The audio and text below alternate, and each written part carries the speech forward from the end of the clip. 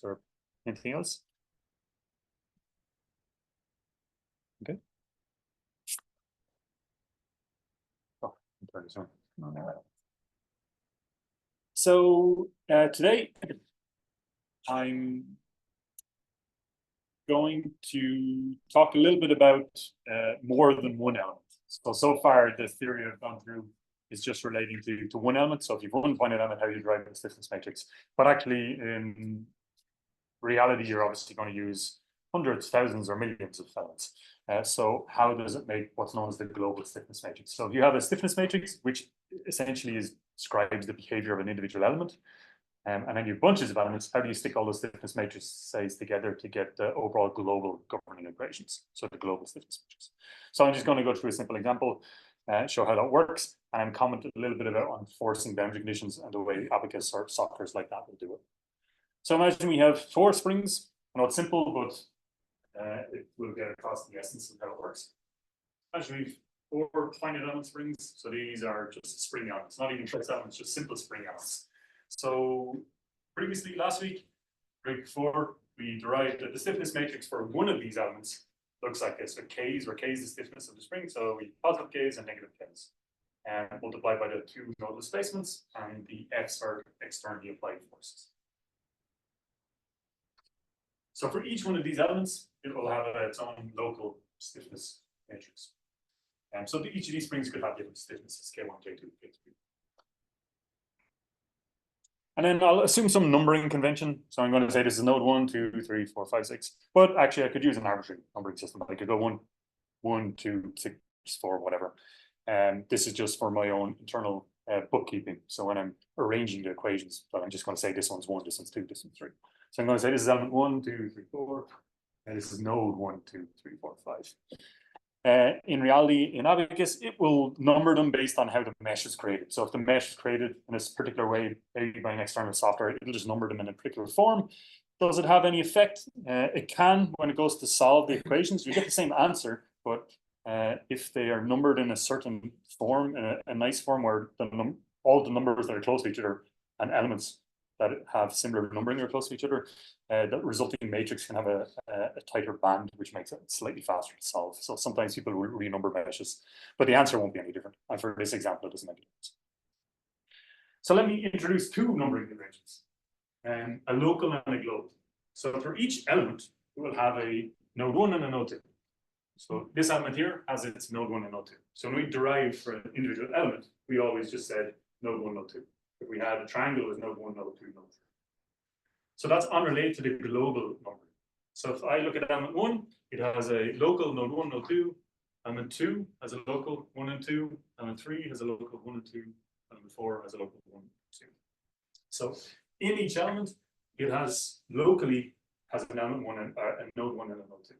But globally, we have just adopted a particular global numbering convention.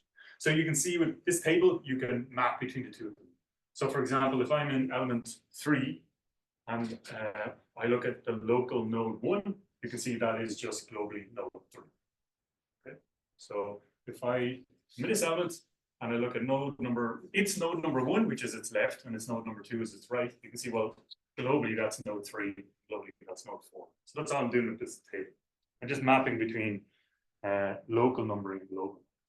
So when we derive the stiffness matrix for an element, we don't have to worry about how many other elements are in the mesh. We can just worry about how many are in that element itself, derive it in terms of local numbering, and then it can later be mapped to global numbering.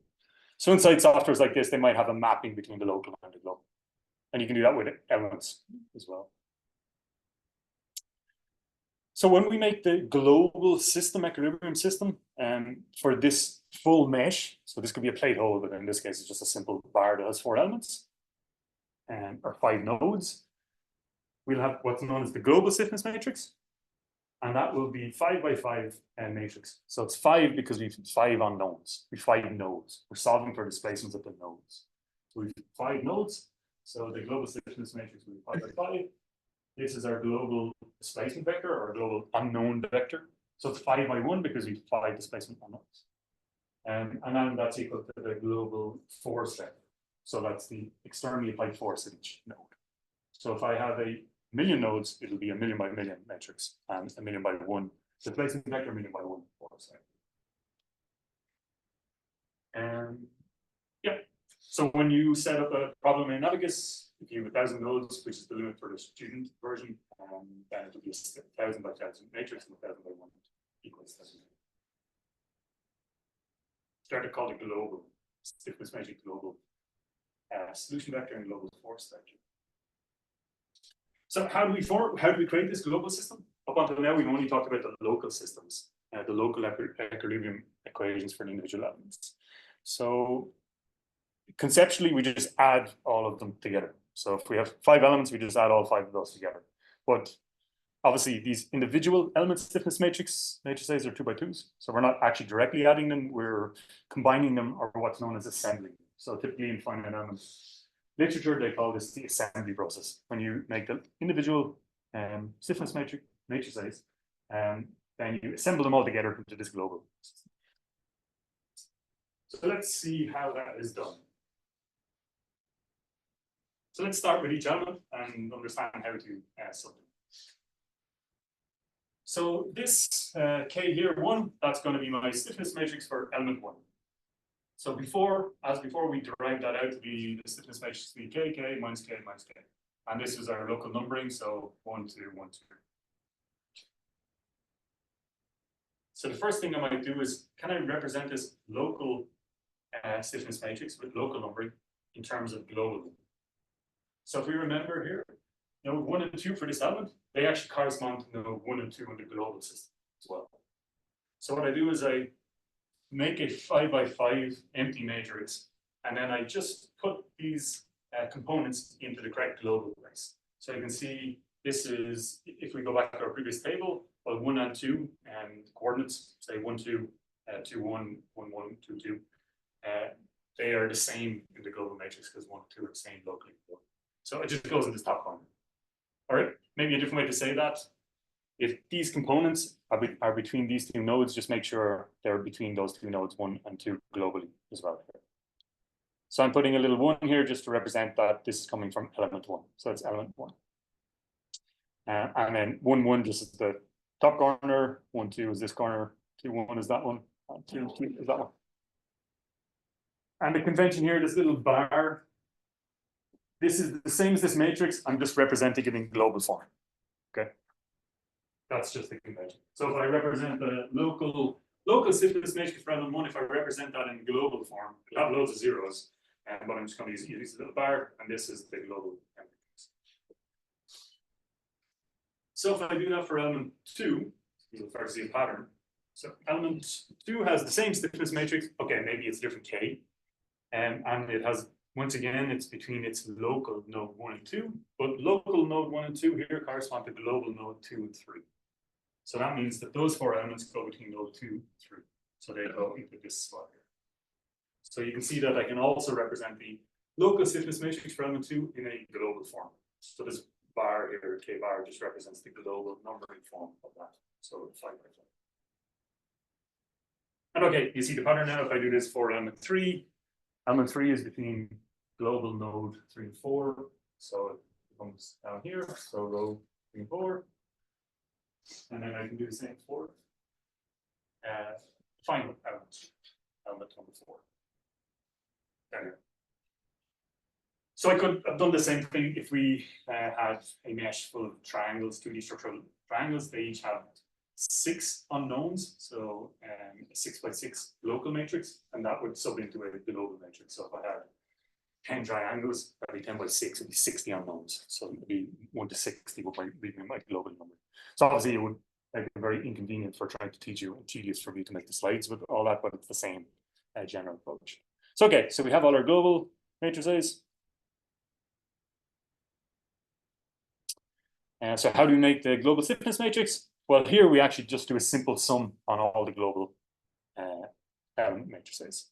So the bar represents the global form of the local element matrices. So if we just sum all those up, all those big matrices, that's the global one by definition. So we're K1 bar, K2 bar, K3 bar, K4 bar, etc. We just add them all up together, and that would give us our global matrix. So let me just show you that. See, this was our global matrix for element 1. Some non-zeros in the top corner. Element 2, row 2 and 3. Element 4, between node 3 and 4 is between node 3 and 4 here. And the same for element 4 here. So if you add them all up together, you get the final global stiffness matrix, which looks like this. So one thing you'll notice is, so if I go to row 2, column 2, this entry here was overlapping between element 1 and 2. So you see you have a contribution from element, the stiffness of stiffness 1 and stiffness 2. And similarly for the other diagonals, apart from the ends, it's an overlap of the contributions from the individual element matrices. And then that's why you get a plus appearing here. So for all of these, there was just one entry from one matrix, from one element. But you can see for this corner here, it has some stiffness coming from this element and some stiffness coming from this element. And if you remember row 1, 2, 3, 4, so it's like node 1, 2, 3, 4, 5, and for the 5 nodes, that kind of makes sense because if you're node 1, you only are affected by the stiffness of the first element. If you're node 2, you're affected by the stiffness of the first element and the second element because you're attached to both of them. If you're element number 3 here, that's affecting node 3 and 4. So if you're at node 3, you can see it's affected by the stiffness 2 and 3. So just to point out again, this is the global stiffness matrix. And like the local ones, it's square, it's symmetric, and it's sparse. So sparse is not super rigidly defined, but broadly speaking, a sparse matrix is a matrix that has lots of zeros. So in this case, you might say, well, there's not that many zeros. It's about the same as the number of non-zeros. But imagine I do this example for 1,000,000 elements in one loop. So each one of these elements will only contribute to 2 columns. So when we put them together, at most, we'll just have 3 columns. So you can see there's 3 columns with non-zeros. So that will remain the case, regardless of how many elements I have. So if I have 1,000,000 by 1,000,000, that's 1 to 12 numbers, but it'll only be the center 3 rows that actually have non-zeros. So that'd be 3,000,000. So 3,000,000 out of 1 to 12 will be non-zero if you have 1,000,000 elements in that case. So in practice, the matrices are not stored like this in finite element problems. They don't store the zeros, they just store the actual non-zero entries. So one way to do that, MATLAB does it, is you store the matrix is a list of 3 numbers. So the row coordinate, the column coordinate, and the number. So you would store this as 1, 1, and then the value, 1, 2, and then the value, etc., etc. So that's how they'd actually store them. And they don't ever create the full matrices like this.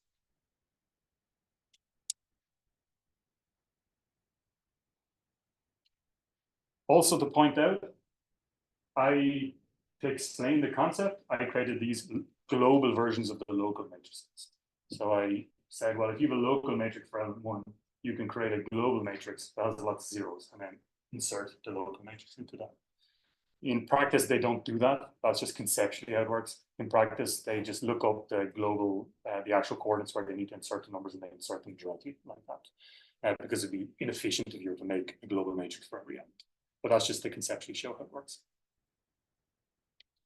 Okay, so then that's our global stiffness matrix. These are global unknowns and the displacements, and these are the externally applied forces.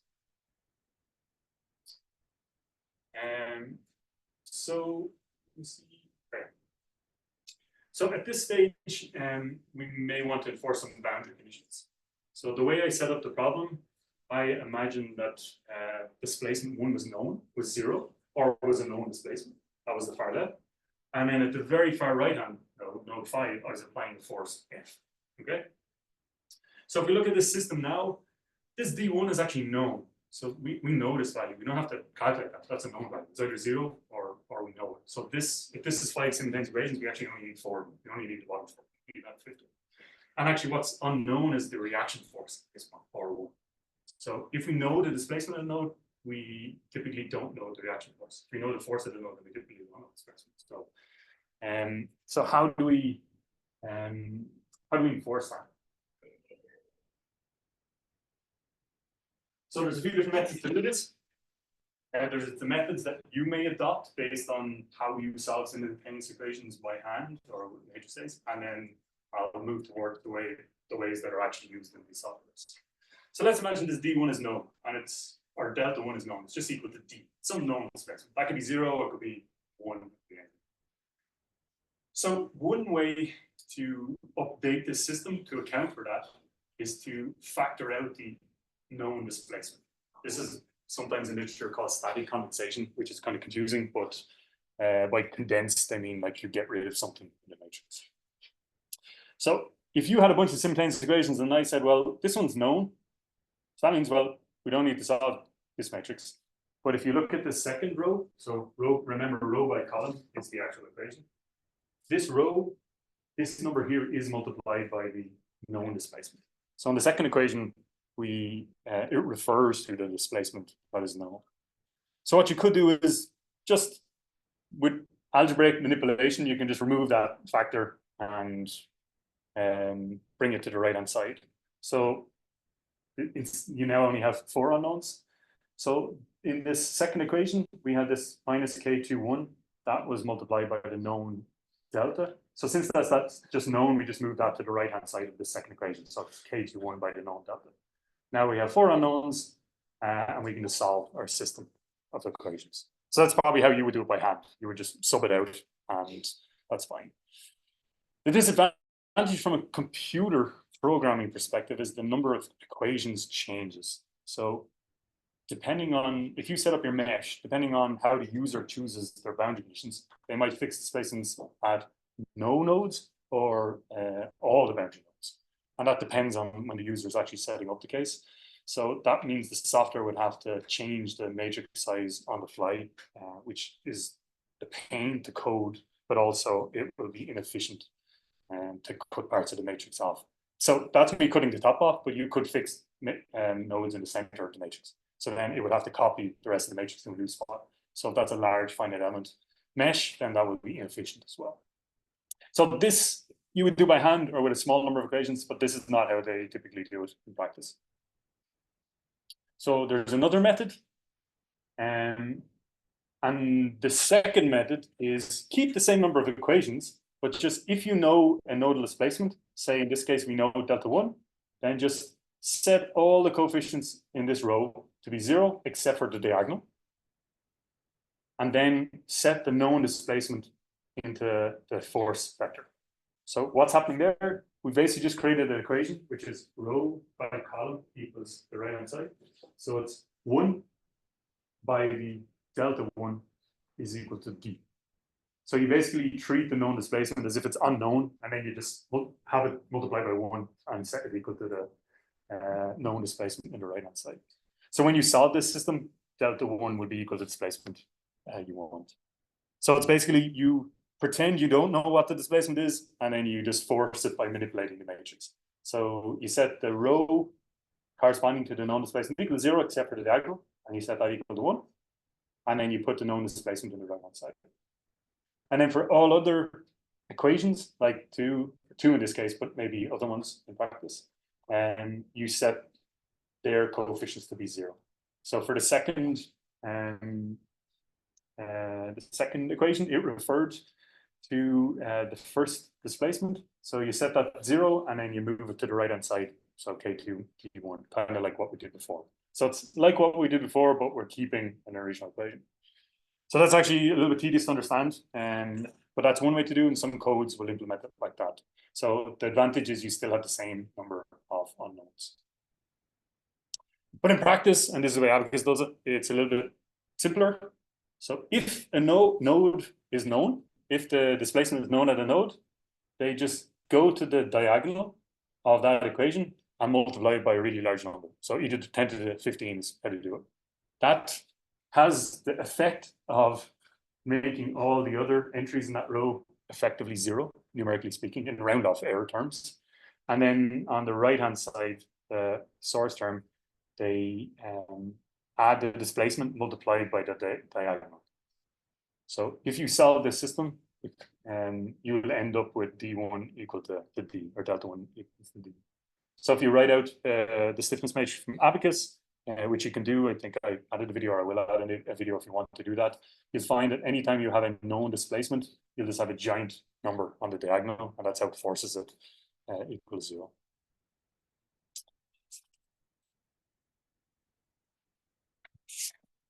Okay, that's the slides. Any questions on that? No.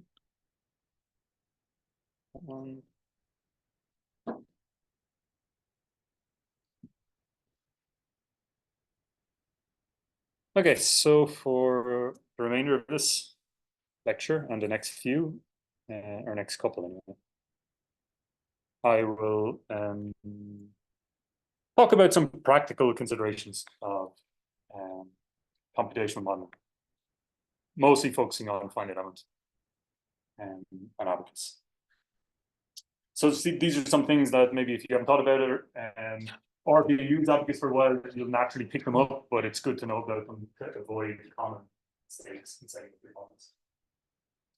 So I have a bunch of, I think, 4 or 5 short sets of slides on different topics. So the first one is on physical singularities. So let's imagine, consider the stress field in the region of a point load. So this is a mathematical problem. It's not real. So let's imagine that somehow mathematically we define that a force is applied at a point. So point by definition is no area of the body.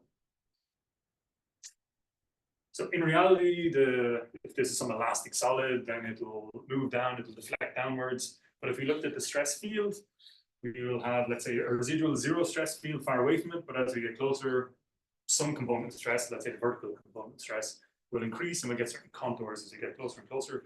And then as we approach the point where the force is applied, mathematically the stress goes to infinity. So force over area, since the area is infinitesimal, then the stress will go to infinity as we approach that. So mathematically, if you apply a point load, which there are convenient reasons to do that sometimes for various simplifying analysis, but if you apply a point load mathematically, that results in an infinite stress at that point. Okay. So physically, we can't apply a point load. So no matter, like even with a pin, it'll always have some area. So you can't apply a point load. It'll always be a load applied to some finite area, so that avoids the issue you can't achieve an infinite stress in reality, physically. But numerically, you can apply point loads to nodes, but you can't get infinite stresses because that force is distributed over the element. So as the elements get smaller and smaller, if you apply a point load, say in abacus, as you refine the mesh and make the mesh smaller and smaller, the stress will start going higher and higher and higher. So it'll never converge. So no matter how fine you make your mesh, the stress will not stop changing. It'll keep increasing. It's going towards infinity. It'll never get to infinity, but it's going towards infinity. So if you're doing a mesh sensitivity analysis and you apply a point load and you want to know what the max stress is, that's independent of the mesh, well, that question makes no sense because you're enforcing a stress that's going to infinity as you refine the mesh. Similarly, let's say we have a sharp crack tip. This geometry is broadly similar to what's called a singularity notch tension test. So if you had a test that looks like this with a sharp notch, mathematically, you will also have an infinite stress at the tip. So if you do fractional mechanics, you'll talk about this infinite singularity, this infinite stress at the tip, and how that's physically not possible. So physically, you'll always have a radius at the tip, so it won't be infinite. But mathematically, if you have a sharp tip, then as you approach the tip, if we look at the y stress, it goes infinity as well. So physically, crack tips will have finite radius or area and have finite stresses. But mathematically, it wouldn't in this case. So then numerically, if we set up this problem and it really has a sharp tip like that, and we refine the mesh, we run it, we get an answer. So in finite element or numerics, we never get an infinite number. We can't. The computer can't represent it. But if we refine our mesh here, the stress will increase. If we refine our mesh, it'll increase again. If we refine our mesh, it'll increase again. So it doesn't matter how small we make the elements, the stress will always keep increasing and increasing. So if you were trying to get a mesh independent answer. You'd say, oh, you drew geometry, maybe not as obvious as this, but had a sharp internal corner, and you were trying to figure out, well, what the max stress would be, because you wanted to know if this part would fail or not. Well, if you do a sharp corner like that, the stress is just a function of the mesh density. It's not actually a prediction. It's just going to infinity. So it's not a very useful model. Or it's misleading. But so some of these singularities are very obvious, but there's ones that are maybe less obvious or more subtle. So for example, let's imagine we have a rigid block, and I push a rigid block down into an elastic surface. So an elastic surface and displaced down like that. So it's not a point load anymore, and this is a force or displacement, but this block is rigid, so this bottom surface stays flat. So you'll see it firm, curves in, and then it's flat on the bottom surface. So for a problem like this, there are actually singularities at the corners. You have these sharp corners where you have a sharp change in displacement. So you'll actually get infinite stresses mathematically for that problem. So if you set up a problem like this in Abacus, the stresses at the corners there, regardless of the element formulation, will be a function of the element spacing. And no matter how much you refine the mesh, the stresses will always increase at that point. So maybe a little bit away from those corners, the stresses will stop changing. So if you needed to do analysis that had those corners and you didn't care what happened there, you could do a mesh sensitivity away from those corners if that's what you were interested in. Maybe also a little bit less intuitive. If I just selected a bunch of nodes or a region of the material and applied the displacement down, that's equivalent to pushing it down with a rigid box. So that's the same problem. So if I select a region of my boundary and displace it inwards, I'm creating singularities at the corner of that. Which, once again, that will mean that the max stresses anyway will be infinite, even if the displacements aren't.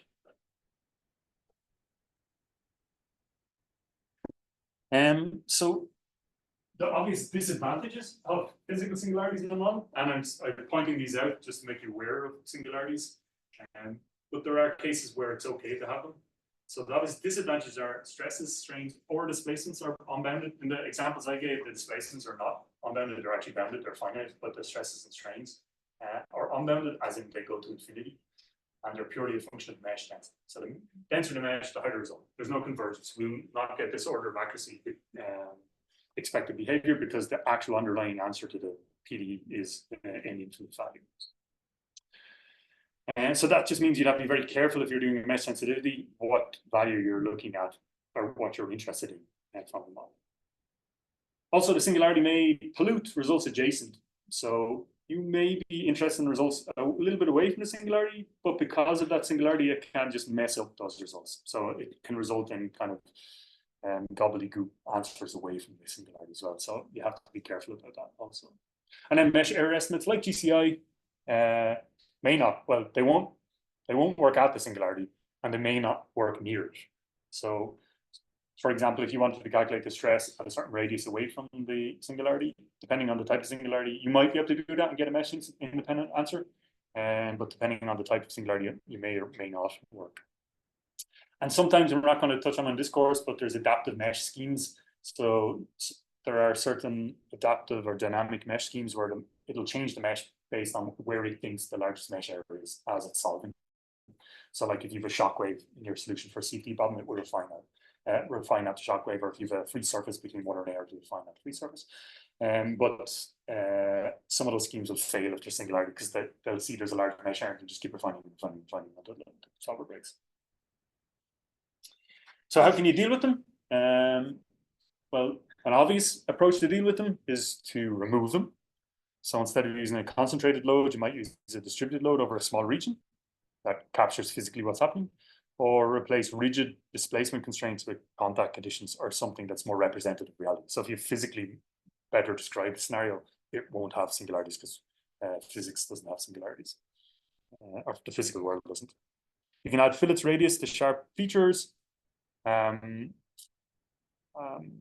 in some criteria, like in fracture-based problems, you can use, instead of stress-based criteria to determine if something's going to break, you can use energy-based criteria, so the energy can stay bounded. However, if you have to add a fillet to all these sharp corners and you have a very complex model, that might be very prohibitive. It might be very difficult to do that. It might take a long time to do that. So sometimes you have to permit them and you just have to take care when interpreting results. So by take care, I mean, if you're looking at a part, you want to know what the max stress is, check where the max stress is. Is it at something that's a singularity? If it is, then you really can't, you can't use those values with any confidence.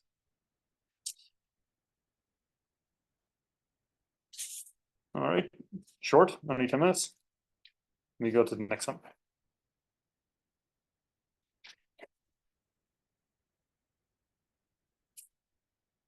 Any comments or questions? No. Nobody has questions. All right, so the second set of these short slides is on rigid body bones.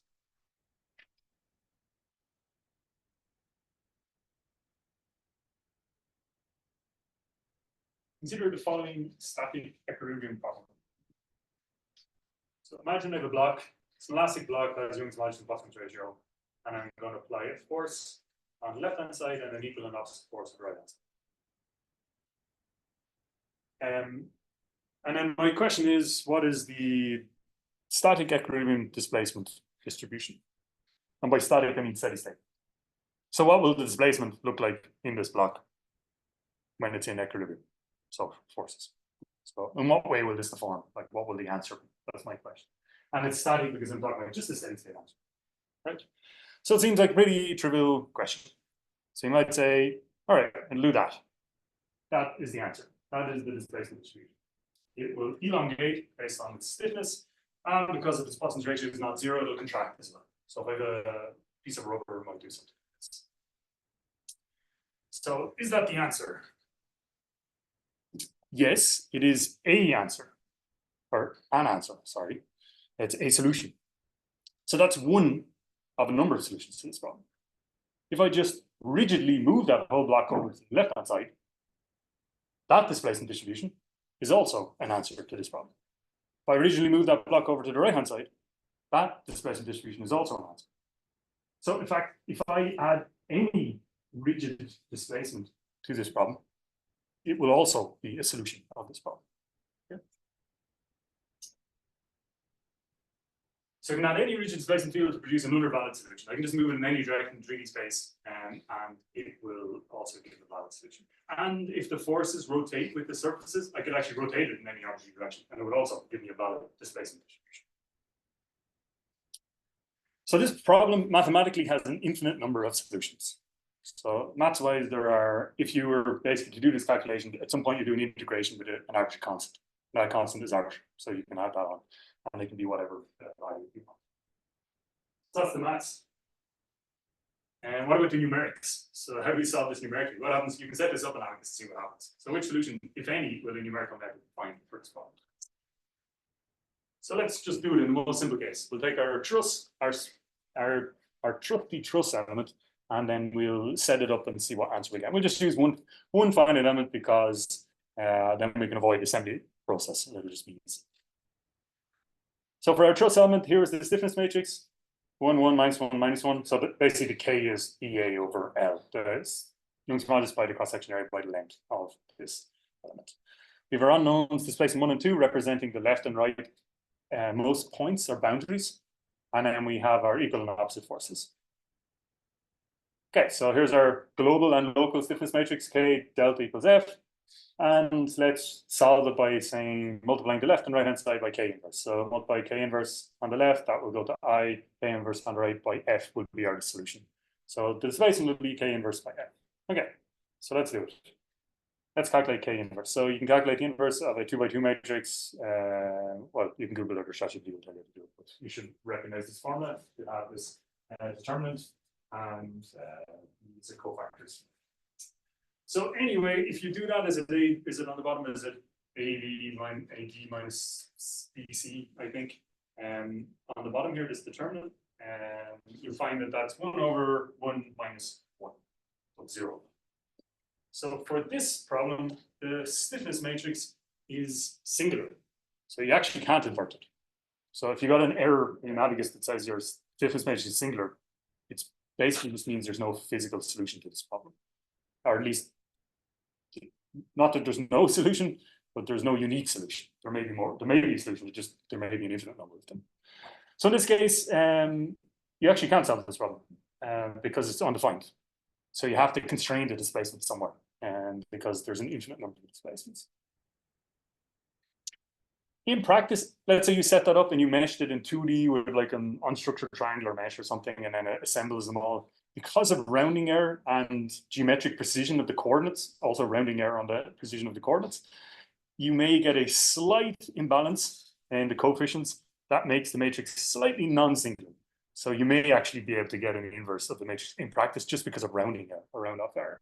So in that case, you may get a solution. And in a problem like this in Abacus, you might find that when you look at your displacement, the whole thing just drifts in a random direction. You'll get the correct displacement relative distribution, but the whole part might just drift off to the left or float away to the left or right or whatever. So you may or may not get a solution depending on your mesh because of round off errors. But you have to obviously take care when you're interpreting results, because if your part is floating away and you're quoting things like displacements or deflections, they're all relative to whatever way your part floated off. Also, from a solution perspective, when it's solving those types of equations and inverting those types of matrices, they'll be more difficult to invert, so it'll probably be slower and less efficient. So how do you deal with these? And so prescribing displacement conditions on partial boundaries one way, even just one node in that case, if it physically makes sense, constrain your particle cancel by specifying displacement on the boundary. But you have to be careful if you pick a node that you want to constrain in some way. If that's not really physical, you may generate artificial stresses at the node that's holding it. And or you may generate a singularity as well. So you have to be careful with that. If applicable, use symmetry planes. We're going to have, I have some slides prepared on use of symmetry planes. So in that case, the problem is symmetric. So if I just put a symmetry plane down the middle, I have a force applied to the right-hand side. The symmetry by definition, that node at symmetry plane can't float away. So that would constrain the problem and make it solvable. Because you're constraining what the question is in that case. You're saying, what is the displacement distribution, but the center has to be zero. So you're essentially constraining it to a problem that can be physically solved. And then another approach is to solve the problem dynamically. So even though we haven't talked about it here, if you have a dynamic problem, as in mass by acceleration is not zero, acceleration is not zero, then in addition to a stiffness matrix, we have something called a mass matrix, which adds to the diagonal and makes it invertible. So physically, that can be interpreted as, if the question was, here's the forces, tell me what the displacement distribution is in 1 second's time, given the density of the part as this. So even if there was a small imbalance, there's still a physical answer to that problem. Like the part can only move at a certain rate or space. So if you change it into a dynamic problem, the matrix will always be invertible because it has a unique solution in that case. So solving a problem dynamically is another way to do it. So dynamic implicit or dynamic explicit, we may have time in this course to talk a little bit about the difference between implicit and explicit solution procedures as well.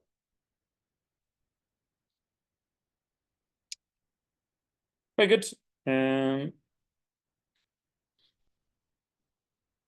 going to stop there before starting the next ones, and I'll leave it till Wednesday. Thursday, Monday. Okay, see you in the labs tomorrow.